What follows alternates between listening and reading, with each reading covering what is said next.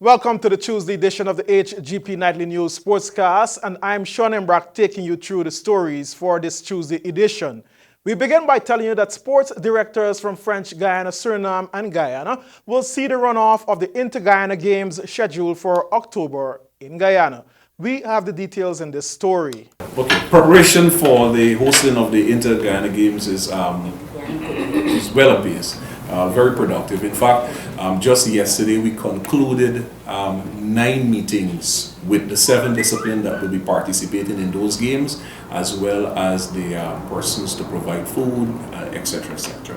Preliminary inspection of the venues to host the games has satisfied the requirement of the inspectorate team with another scheduled visit. Inter-Guyana Games were shelved in 2015 as a result of general elections being held in Suriname and Guyana, and French Guyana was not prepared to host the games then. As you know, that the games are built for the 20th to the 24th of October. We're expecting a Surinamese delegation to be in country by the 21st of September to do last inspection of the facilities. They would have already done so, and that would have been done by the Director of Sports of Suriname last month. And of course, based on their assessment, all of our facilities are ready for play. The IGG is a 40-year-old tradition between the 3 countries and saw athletes compete in swimming, basketball, football, track and field events, among others. And still with sports, Guyana Defence Force Boxing Gym successfully defended their title at the recently concluded Lennox Blackmore National Intermediate Boxing Championship last Sunday. It was held at the gymnasium. It was pure fury. GDF boxers punched their way to 6 victories out of 10 of the elite bouts, coupled with victories from the 2 previous nights, enabled the soldiers to retain their champion gym title. The nearest challenger, Guyana Prison Service Republic Gym, threatened to steal the title, but GDF boxed their way to crucial wins in several weight divisions to remain buoyant. The eventual champions made further inroads when Don Cumberbatch, GDF, in his flyweight contest against his fellow soldier Riaz Jurali, recorded a second-round technical knockout win.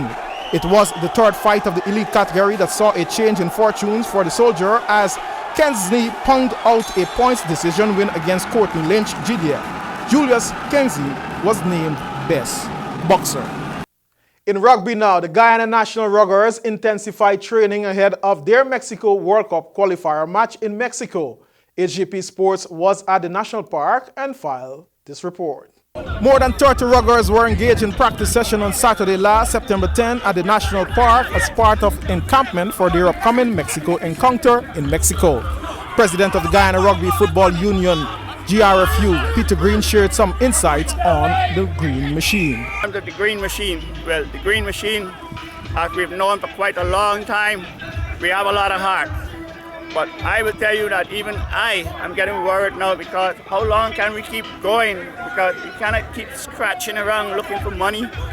The Green Machine here, this is a very physical game. These guys are dedicated. But traveling, the cost of traveling from where they're living, they're not even getting time off from their employees. I'm getting a sore point for this, trying to ask employees to give them time off. And the sort of responses I'm getting is like, you guys are only playing for ego. There's nothing there for them. There is no sense of national pride. And this, I think, the only thing that is going to be the Green Machine at this moment is ourselves, our own people. The final selection of the team, scrum, and team makeup is also critical for Guyana being successful. Which is that the Argentinian government and the Guyana government, the Argentinian government through the ambassador here, Mr. Martino, and the government of Guyana representative to the Minister of Education, Dr. Rup Durine, they have had a meeting with us, and basically they have agreed to assist us in our scrum area, which is the weak point of the national team. So they will be providing a coach, an Argentinian scrum specialist.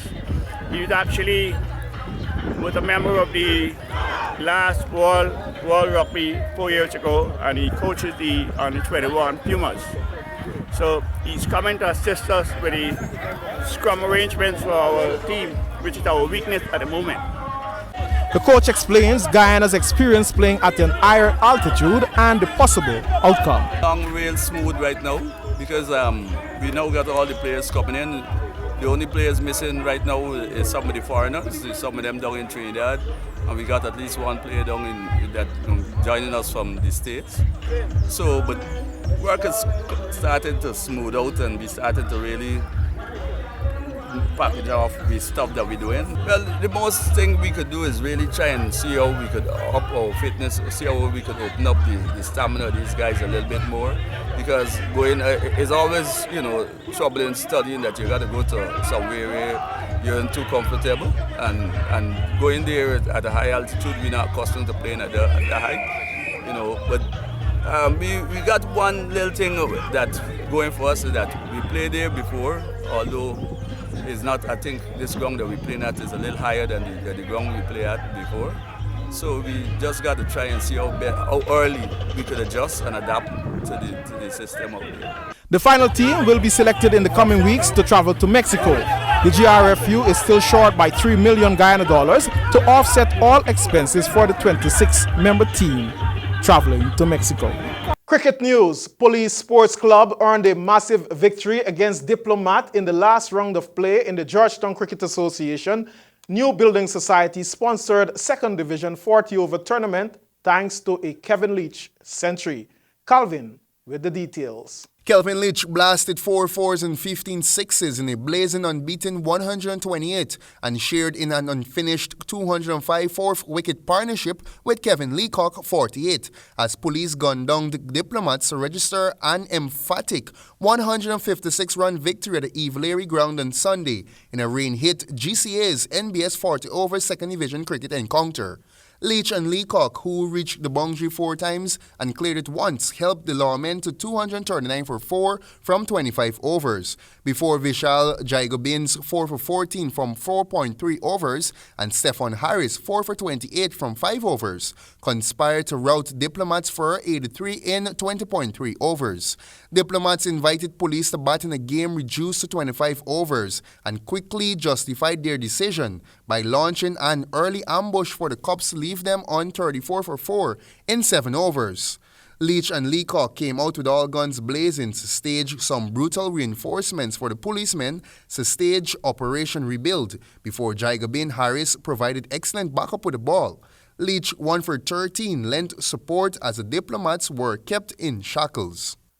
And finally, in our Sportscast tonight on the international scene, we tell you that on Sunday, Farouk Bakar of Algeria finished the 2016 Paralympics 1500-meter race in 3 minutes and 49.59 seconds at the Maracana Stadium in Rio de Janeiro, a time that is faster than what the 2016 Olympic 1500-meter gold medalist Matthew Centurix Jr. won in. Details. If Bakar had finished with that time at the exact stadium in August, he would have beat out Matthew Centurix Jr. of the United States for the Olympic gold medal. Centurix Jr. finished the final in 3 minutes and 50 seconds. Unfortunately for Bakar, he wasn't racing the Olympics. He was racing in the Paralympics, where not 1 or 2 runners finished ahead of him, but 3. Bakar ended up placing 4th in the men's 1500-meter T12-13 final, a race for the visually impaired. In front of him was bronze medalist Henry Korwa of Kenya, 3 minutes 49 seconds. Silver medalist Tamiro Dimizi of Ethiopia, 3 minutes 48 seconds. And gold medalist Abdeltaf Bakar, who is a brother of 4th place Faoud, 3 minutes 48 seconds. The man who's been here and done it all before, and it's the Ethiopian Tamira Demissa who's up in 4th place. The Brazilian challenge has faded away, but at the moment it's Algeria 1 and 2, it's Bakar 1 and 2, and it's Fouad Bakar who leads for Algeria. Abdelif is falling back a little bit now into 4th place. It'll be Africans 1 of 4, but how are they going to stretch out? It might be Ethiopia against Kenya. It's Demissa in 2nd place. It's Korwa in 3rd, but Bakar is fighting to keep this alive. Demissa on the outside for Ethiopia. Will he make it? Bakar holding on. Demissa. Bakar wins. Demissa 2nd. And in 3rd place, Korwa for Kenya. And that concludes our Sportscast for today, Tuesday. We want to thank you for staying tuned. Do join me here again tomorrow, Wednesday, when we bring you more sports news. I'm Sean Embrock saying ciao for now.